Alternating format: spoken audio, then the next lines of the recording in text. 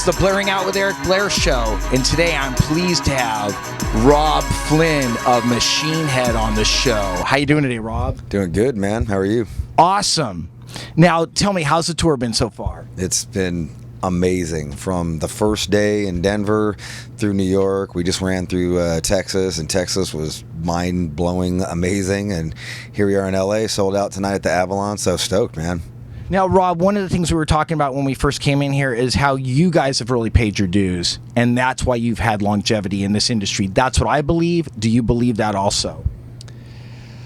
Yeah, I mean, I guess we paid our dues. I don't really think about it like that. We've been doing what we've been doing, and we started out, we were kind of so far outside of what most metal was doing at the time that we just learned to operate outside of what everybody else was doing, and we learned this great trick of blocking out the outside world and just focusing on what we wanted to write. And eventually a lot of the bands that we came out with went away, and we were still here, and people just kind of went, oh, hey, what are they doing? That's cool, man. So, and then they go back and they discover the catalog and they discover everything, and yeah, I mean, it's not the trajectory of a band on their 17th year to be having this much success. So we know that we're pretty lucky about that, man.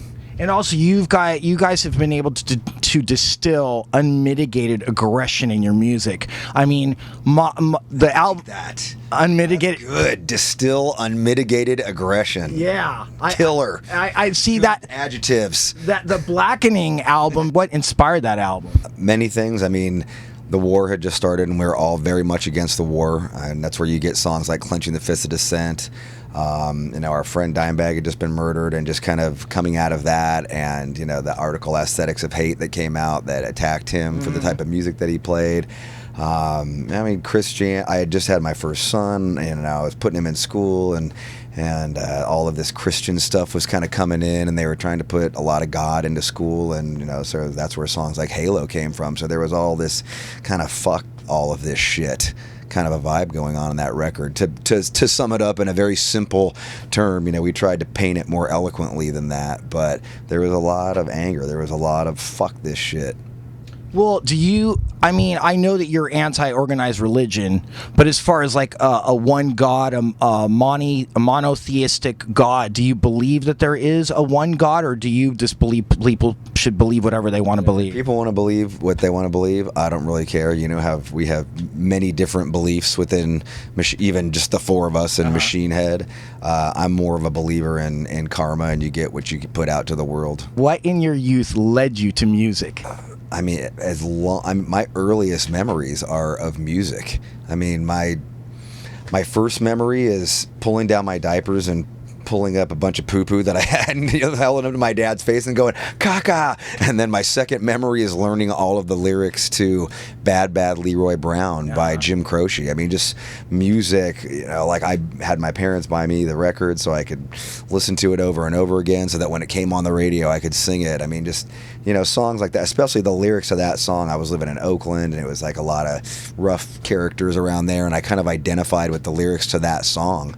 And, just hearing all kinds of stuff. My parents raised me. I didn't really listen to a lot of rock. My parents didn't listen to rock. They listened to mostly like old R&B and soul, they listened to the nice Beatles. They didn't listen to the hippie Beatles, though. Yeah, they were kind of, they were more into a lot of the R&B, so that's what I grew, like a lot of black music is what I grew up listening to.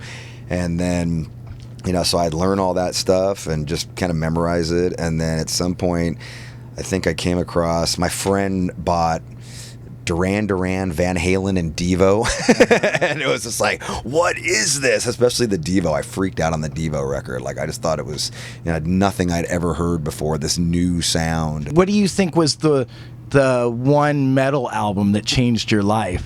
The metal record, when I first heard Sabbath, that was it. I mean, I was terrified. Dio? And it all corresponded with the first time I smoked weed, and just kind of this whole serendipity happening where just, whoa, what are all these things, and being terrified but being intrigued. And so actually, yeah, the first one that I heard was Dio, Heaven and Hell. And then the next Sabbath record that I heard, and it was actually when I smoked weed, was We Sold Our Souls for Rock and Roll, which was the best of. And I heard Iron Man and Paranoid, and those lyrics to Paranoid hit me like a ton of bricks. I mean, I had never heard words that dark before. You know, make a joke and I will sigh, and you will laugh and I will cry. Happiness I cannot feel, and love to me is so unreal. I was like, what the fuck is this? I couldn't stop listening to it, man. So how do you feel the new Machine Head CD, Unto the Locust, shows maturity in you as a person and maturity as you as a musician?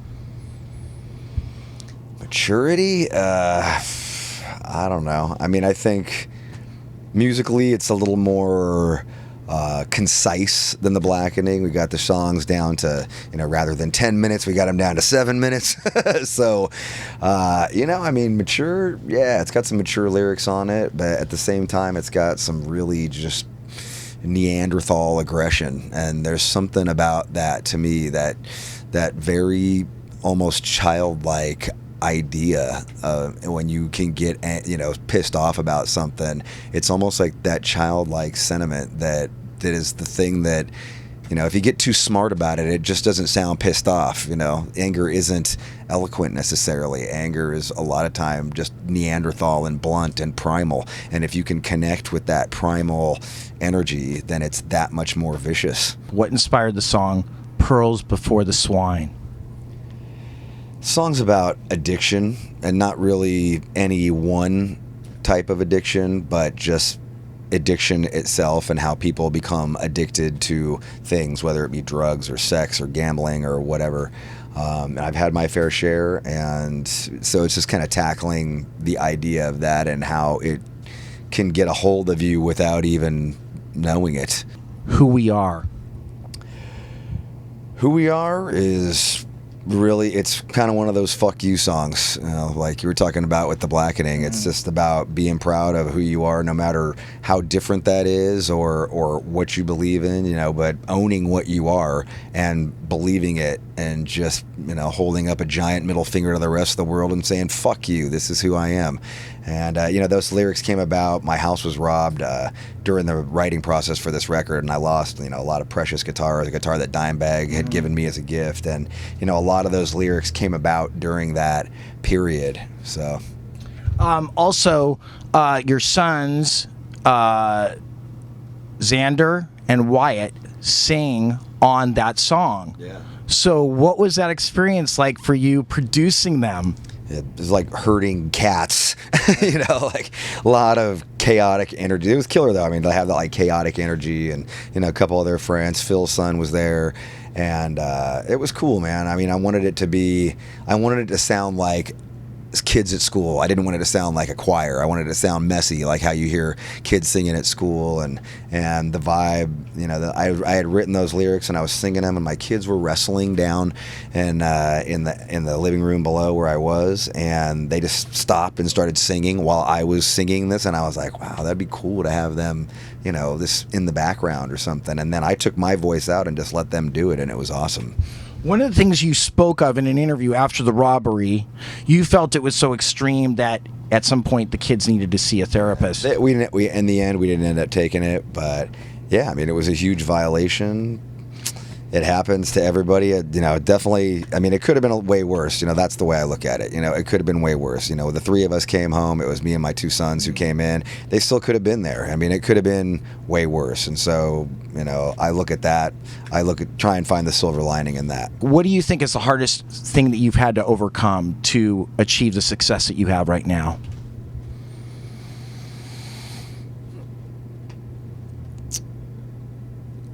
I think it's just a matter of persevering, man. I think you just got to keep on, if this is what you want, then this is what you do. And you just got to keep on going for it. And you got to just keep your eye on the prize and know that if you want to play music for a living, and if this is what you believe in, then that's what you got to do. And you'll have to make sacrifices, and sometimes those sacrifices will be big sacrifices. It takes a lot of sacrifice to do what we do. Go away, leave our families, leave our kids. Go out on tour for 3 years, live on a bus for 3 years. But if this is what this is what we love. This is our passion. This is something that we need to do. I need to make music. I need to get all of this shit out of me so that I can deal with the world out there, and this helps me do it. So we all need this, and I think a lot of our fans feel the same way, and they feel that intensity. I mean, for me, I saw a question where it was about why is music your savior? I mean, yeah, that's one of my questions. I wasn't raised with religion in my life. My family wasn't very religious at all. I've been to church a few times. I've never read the Bible. For me, when I turned to something, which most people probably would have turned to religion, the thing that I turned to was music, and it carried me through my highest highs, and it saved me in my lowest lows. And to me, that's how powerful music is. I mean, there's nothing like music. I mean, the way that music makes you feel is incredible. It can make you feel alive. It can make you feel angry. It can make you feel sad. It can make you feel love. I mean, that's an incredible connection that can, when it's done right, there's an incredible connection. 6 months on the road with Metallica. This is a dream come true. What was the greatest thing about that?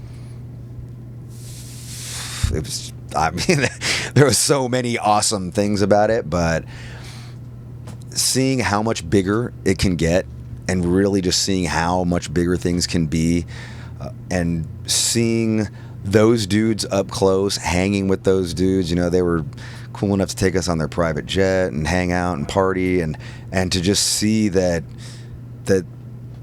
you can still be, it's not, I don't know if I'd say normal, because their life definitely isn't normal, but those dudes are still some of the most diehard music fans I've ever come across in my life. Like, when they flip out on a band, they learn, like, they're geeks. I mean, they geek out on it. They learn all the lyrics, all the drums, all the guitar parts. I went and watched The Sword with Lars at an off show, and he knows every lyric, and oh my God, this is, name the song on this album, and I was just like, wow, all the lyrics, and guitar noodling and air guitaring, and same with Hetfield. I mean, to see, and all of them are like that, and to see that they still have that passion, even after all these years, after all the victories those guys have had in their life, to see them still just nerd out like a kid when it comes to bands and music, that was probably the raddest thing about it. Robb, thank you for Unto the Locust so much. This is Blairing Out with Eric Blair with Robb Flynn of Machine Head, signing off. The Blairing Out Show.